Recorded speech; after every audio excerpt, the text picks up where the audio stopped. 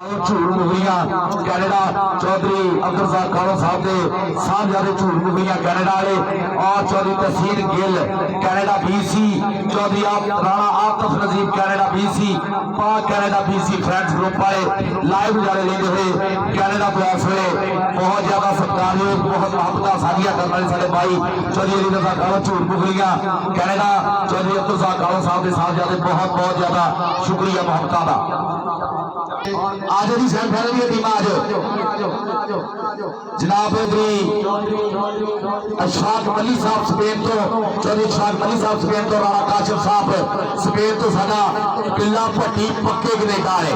उन्होंने यार जनाब बिल्ला भट्टी डालर वाला पहले मशहूर होया हुण बिल्ला भट्टी पक्के कनेडा है उन्होंने ते मेरे सोहने यार राणा काशिफ साहब स्पेन तो चौधरी अशफाक अली साहब स्पेन तो लाइव जारी लेते हुए बहुत बहुत ज्यादा शुक्रिया धन्यवाद जी मोहब्बत का बहुत ज्यादा शुक्रिया।